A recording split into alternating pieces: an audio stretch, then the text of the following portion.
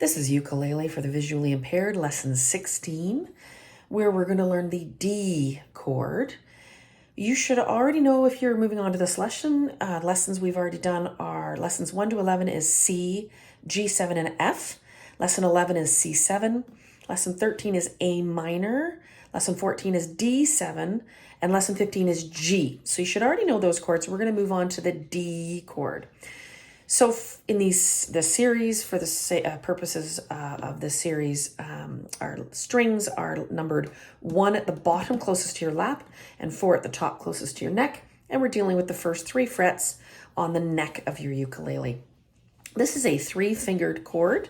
So you want to use your pointer finger, middle finger, and ring finger. We're going to be on the 2nd fret, all 3 fingers. They're going to be side by side. So if you put that pointer finger down, 2nd fret, 4th string, lay your middle finger down on the next string, 3rd string, and your ring finger down on the next string, the 2nd string. So you have 3 fingers down on the 2nd fret, pointer, middle, ring, side by side on the top 3 strings closest to your neck. So the 4th, the 3rd, and the 2nd strings. Yes, it's going to take a little practice to tuck that ring finger in. And with your thumb, this is the sound you should be getting with your D chord. So again, if you pick up all your fingers, 2nd fret, pointer, 4th string, 2nd fret, middle down beside it, ring finger down beside it. All 3 fingers are on the 2nd fret, string 4th, 3rd, and 2nd.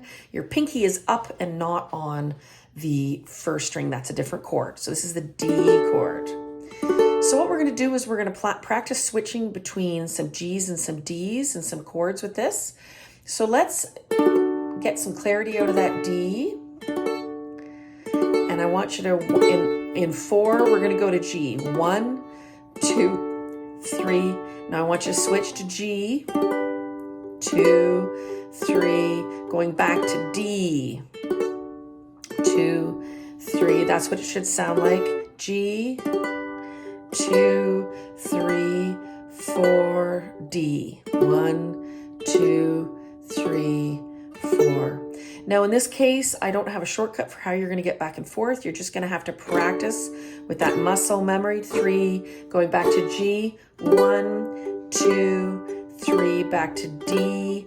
1, 2, 3. Now we're going to throw in a couple of new chords. So let's practice getting to your D chord.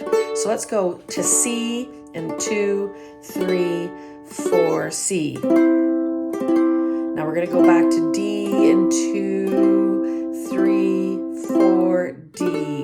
2. Now we're going to go back to G. 1, 2, 3, 4 to G. 2, 3, 4, 5. We're going to go back to D, 6, 7, 8, D, 2, 3, 4, 5, 6, 7. Back to C, C, 2, 3, 4, 5, 6, 7. We're going to go back to G, 2, 3, 4, G, G, 2, 3, 4. Now we're going to go back to D, 6, 7, 8, D.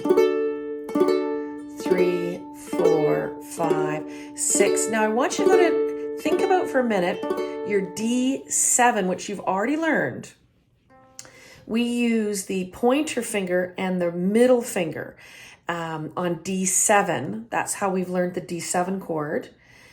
So I want you to, we're going to switch between D7 and D. If you choose to change your fingers on your D7 to the pointer finger and the ring finger, you could do that. We don't go to D to D7 a lot. So you choose how you want to do your fingers. But we had originally learned to do your D7 with the pointer finger on the 4th string, 2nd fret, and the middle finger on the 2nd string, 2nd fret. So that's D7. D7, D7, D7. Now, if you want to switch to D, leave that pointer finger, pick up all your other fingers, and lay your other 2 fingers beside it. D, D, D, D, D, D, D.